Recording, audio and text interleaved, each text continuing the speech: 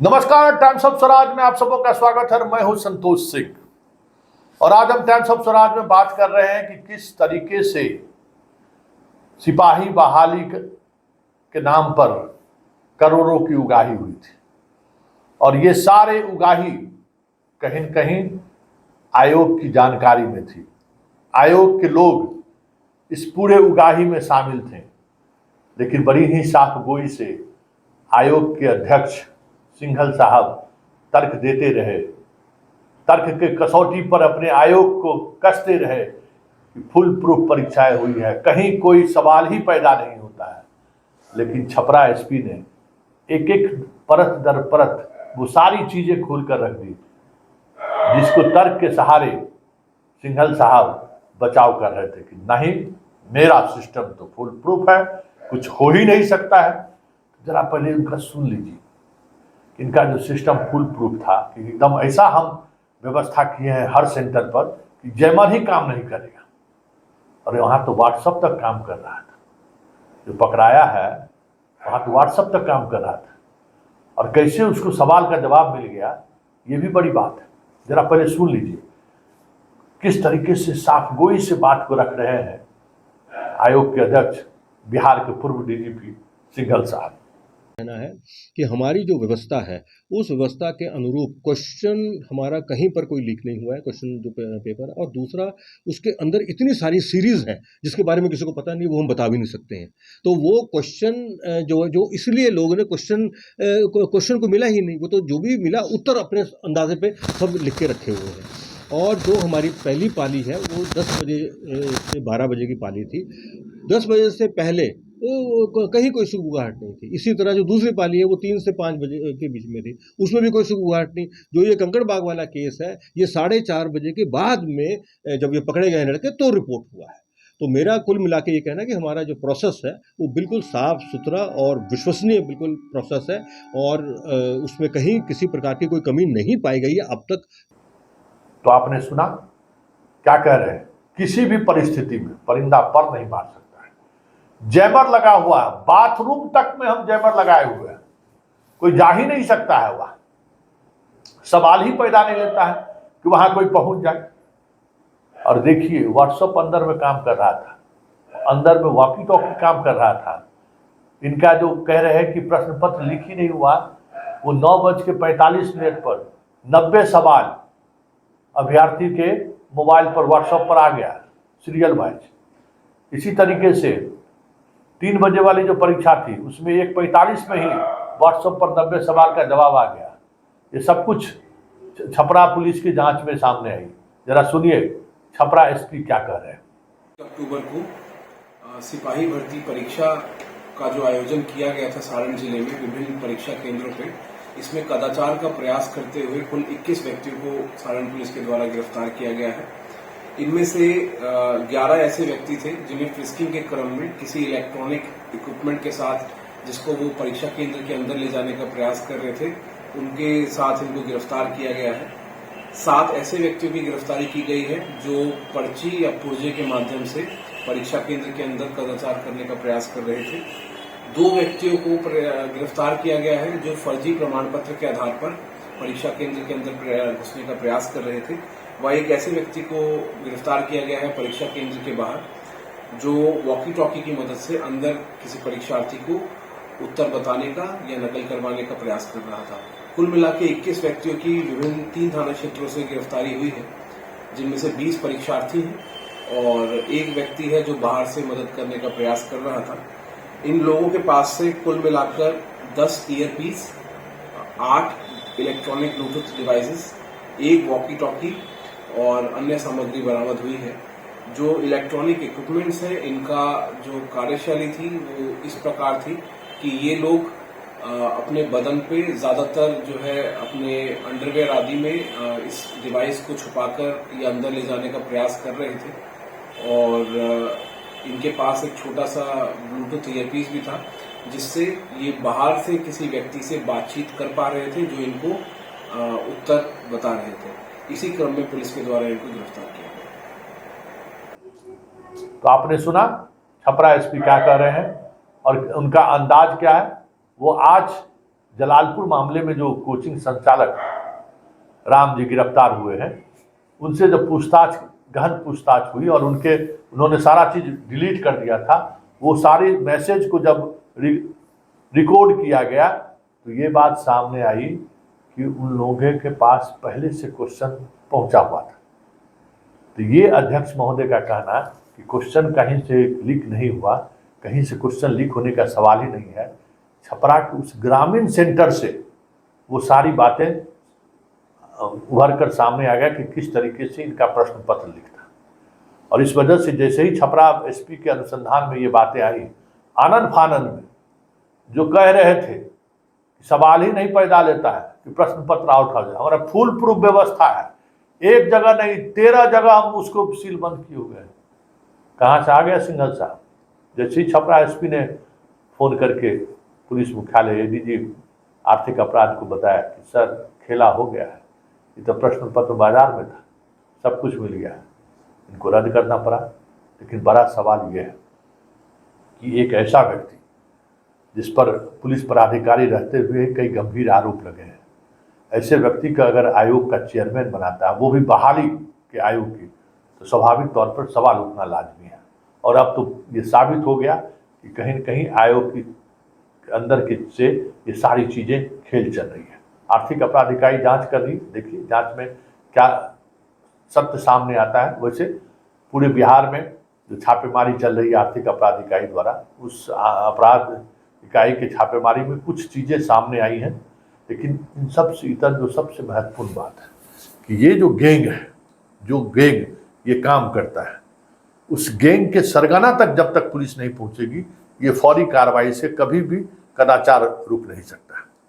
और देखिए ये कैसे सेटिंग किया है, ये देखिए, ये क्वेश्चन कहते हैं कि क्वेश्चन निकल ही नहीं सकता है, क्वेश्चन पहले से मौजूद था। जो सलोवर गैंग था उसके पास क्वेश्चन पहले से मौजूद था। जितने जगह पर वॉकी टॉकी से लोग पकड़ाए थे, उन सारे लोगों के पास ठीक परीक्षा शुरू होने के बाद ग्रुप उनसे पूछा जाता है कि आपका क्वेश्चन पेपर का ABCDE कौन सा ग्रुप का क्वेश्चन है, और जैसे ही वो ग्रुप का नाम बताता, उसको 1 का A, 2 का C, 3 का D, ये जवाब उनको मिलना शुरू होता। मतलब क्वेश्चन जितने पेपर बनाए गए थे, सेट अलग अलग सेट बनाए गए थे, सारे के सारे सेट उस गैंग के पास मौजूद था, जिस गैंग ने इस घटना को अंजाम तक पहुंचाया। ये समझिए कि मात्र 10% भी नहीं, 1% भी नहीं पकड़े गए हैं। ये जो 125 स्टूडेंट पकड़े गए हैं, ये समरे संयोग से पकड़ में आ गए, जबकि हजारों ऐसे स्टूडेंट परीक्षा में शामिल हुए जो इस टेक्नोलॉजी के सहारे चोरी किया है। ये बातें भी सामने आई हैं। हजारों ऐसे स्टूडेंट हैं जो इस टेक्नोलॉजी का इस्तेमाल कर परीक्षा सेंटर के अंदर में अपने सवालों का जवाब दिया है। जितने जैमर लगाने की बात आई, जिस तरीके से टेक्नोलॉजी के इस्तेमाल की बात आई कि कुछ भी इलेक्ट्रॉनिक सर्विलांस काम कर ही नहीं सकता है, वो सारे के सारे दावा जो किए गए थे वो हवा साबित हुई। सब कुछ काम कर रहा था, इवन व्हाट्सएप ग्रुप तक काम कर रहा था। अब ये सवाल उठना लाजमी है कि आयोग इतने बड़े पैमाने पर जो परीक्षा का वैकेंसी का वो परीक्षा ले रहे थे, उसका मतलब क्या है? जब इस स्तर पर कदाचार हो रहा था, कदाचार ही नहीं हो रहा था, प्रश्न पत्र भी बाहर थे। अब देखना है कि आर्थिक अपराध इकाई इन सवालों को किस तरीके से लेती है। लेकिन सिर्फ बात यही नहीं है, ये व्यवस्था आखिर चल कैसे रही है इस प्रदेश में। अगर परीक्षा अगर सही तरीके से नहीं हुई तो फिर इसका मतलब क्या है? देखिए STET का आज रिजल्ट निकला है। जो नवादा का गैंग पकड़ाया, उसके पास जितने भी अभ्यर्थी जो परीक्षा दिए थे, उनका रोल नंबर, उनका विषय, उनका मोबाइल नंबर उसके पास मौजूद था। कैसे पहुंचा? बिना बोर्ड के कर्मचारी या पदाधिकारी की संलिप्तता के बगैर पहुंच सकता है क्या? एक बड़ा सवाल है। होता क्या है कि हर इस तरीके के मामले में जो चेयरमैन होते हैं वो अपने ऑफिस को बचाने में लग जाते हैं, और जब ऑफिस को बचाने की कोशिश शुरू हो जाती है तो मामला का सही उद्भेदन नहीं हो पाता है। चाहे BPSC का वो जो प्रकरण हुआ था, उस दौर में भी याद होगा एक पूर्व डीएसपी पकड़ाया, एक पूर्व सीओ पकड़ाया, लेकिन उसके बाद जांच एक जगह आके थम गई थी। याद करिए वो चीज, याद करिए कहाँ आकर रुक गई वो बात। और फिर जो चीजें सामने आई, लगा जैसे तोता सरकार की भाषा बोलने शुरू हो गई, चुप हो गए, एक अनुसंधान के एक बिंदु पर आकर चुप हो गए। यही वजह है कि जब कभी भी परीक्षा में बड़े स्तर पर इस तरीके का खेल होता है तो आयोग कहीं न कहीं की बिंदु होता है।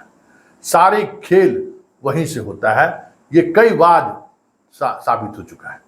लेकिन जो आयोग के चेयरमैन होते हैं, जो आयोग के सचिव होते हैं, वो पूरे आयोग को ही बचाने में लग जाते हैं। और सरकार को भी लगता है कि आयोग पर अगर इस तरीके की कार्रवाई हो गई तो उसकी विश्वसनीयता एक बार अगर खत्म हो गई तो फिर उसको स्थापित करना मुश्किल है। लेकिन जीतन राम मांझी के दौर में जो कुछ भी हुआ, उसके बाद बीपीएससी चेयरमैन और बाकी लोगों के खिलाफ जो कार्रवाई हुई थी बीएससीबी में, याद होगा कि कैसे कार्रवाई हुई। तो वो एक राजनीतिक इशूज था। गृह सचिव रहते हुए बहुत सारी बात लोगों का नहीं माने तो उन पर कार्रवाई हो गई। तो ये उस स्तर पर कार्रवाई तभी होती है। उसमें सीके अनिल पर बच गई, उसमें सीके अनिल मैनेज हो गए। कई तरह के सवाल उठे थे, सीके अनिल के लेकर भी सवाल उठे, लेकिन सीके अनिल के बारे में अभी भी अनुसंधानक पटना पुलिस या एजेंसी स्पष्ट नहीं कर पाई कि सीके अनिल की भूमिका क्या रही थी। कई महीने तक वो ड्यूटी पर नहीं आए थे। लेकिन बहुत सारी चीजें ऐसी हैं जो चीजें धीरे धीरे जो पब्लिक डोमेन में आनी चाहिए वो आयोग की विश्वसनीयता के नाम पर रोक दिया जाता है। और जैसे ही आयोग के अंदर कार्रवाई होने पर रोक लगती है या कार्रवाई उस तरीके से ना हो, इस पर पहल होनी शुरू होती है, गैंग का सरगना भी बच जाता है और आयोग के अंदर के जो कर्मचारी और पदाधिकारी होते हैं वो भी बच जाते हैं। अब देखना यह है कि देखिए एसटीईटी वाले मामले में जब आपका पूरा छात्र का डाटा जब बाहर चला गया है तो फिर होगा क्या कहना मुश्किल है। क्या क्या नहीं बाहर गया होगा। आप कंप्यूटर से परीक्षा लिए, बाकी जितने संस्थान देखिए जहां कंप्यूटर से परीक्षाएं होती है 48 से 72 घंटे में रिजल्ट निकल जाता है, लेकिन इनको रिजल्ट निकालने में लगभग 1 महीने हो गया है। तो भाई ये तो आनंद किशोर है, इनका तो अपना अलग महिमा है। इनके महिमा तो अपरंपार है। इनके महिमे पर सवाल कौन खड़ा कर सकते हैं। ये तो सरकार के हमेशा नाक के बाल रहे हैं। समस्या यही है कि सरकार के नाक के बाल रहने के कारण ये सारी समस्याएं खड़ी होती है कि कभी आनंद किशोर सामने आ जाते हैं, कभी बीपीएससी के सेक्रेटरी साहब जो नालंदा के रहने वाले हैं, आजकल एक जगह जिले में डीएम हैं, उन सामने में आते हैं, कभी एक नालंदा का आईएएस अधिकारी जांच के घेरे में आ जाता है। तो फिर चीज़ें अलग तरीके से चलनी शुरू हो जाती है।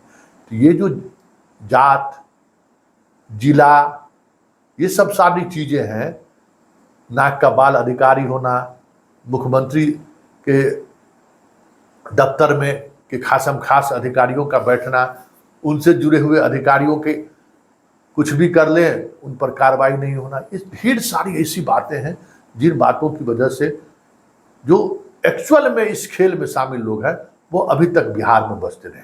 इसलिए जितनी परीक्षाएं हुई है बिहार में, हम दावे के साथ कह सकते हैं, जितनी भी परीक्षाएं होती हैं या हो रही है, सारी परीक्षाओं में कहीं न कहीं बड़े स्तर पर, छोटे स्तर पर नहीं, बड़े स्तर पर ये खेल चला आ रहा है और ये चलता रहेगा, क्योंकि बड़ी मछलियों पर हाथ डालने से सरकार हमेशा परहेज कर रही है, या फिर जानते हुए भी सरकार तक वो बातें नहीं पहुंच रही हैं कि बड़ी मछलियां हैं कौन।